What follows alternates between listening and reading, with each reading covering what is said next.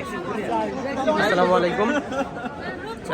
আমি আছি বাংলা বিভাগে, ওনার সৈয়দ হাতেম আলী কলেজের স্টলে আসছি।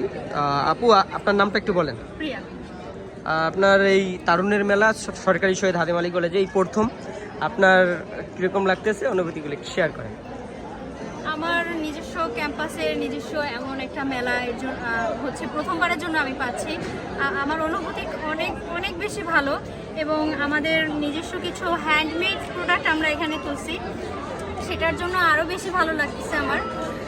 কারণ আমি মনে করি এই হ্যান্ডমেড প্রোডাক্টগুলোর থেকে আমাদের এখানে যত দর্শক বা আমার ছোট ভাই বোনরা যারা আসবে, আরো শিক্ষার্থীরা যারা আসবে, তারা ইন্সপায়ার হবে এগুলো দেখে, নিজেরা নিজেদেরকে উদ্যোক্তা হিসেবে প্রকাশ করার জন্য বা নিজেদের পায়ের মাটি শক্ত করার জন্য এর থেকে তারা ইনস্টল হবে, এসব ভেবে নিজের কাছে ভালো লাগে। এবং মেলার জন্য তো আরো বেশি ভালো লাগতেছে, প্রথমবারের জন্য পাচ্ছি। Thank you. আসসালামু আলাইকুম স্যার, আপনি কিছু বলেন। আমাদের তারুণ্যের মেলা এই প্রথম আমাদের সরকারি সৈয়দ হাতেম আলী কলেজে।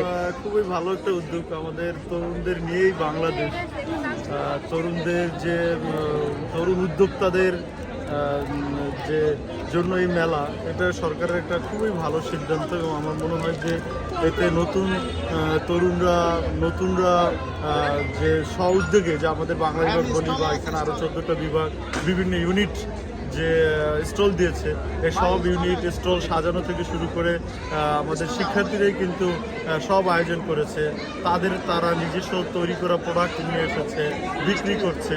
হ্যাঁ, তো এই যে এতে তারা বড় পরিসরে একজন উদ্যোক্তা হওয়ার ক্ষেত্রে যে একটা সিঁড়ি তৈরি করে দিল সরকার, এটা খুবই ভালো।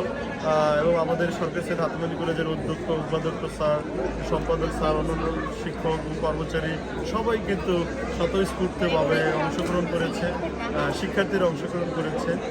সেদিক থেকে এটা একটা ভালো উদ্যোগ। Thank you sir.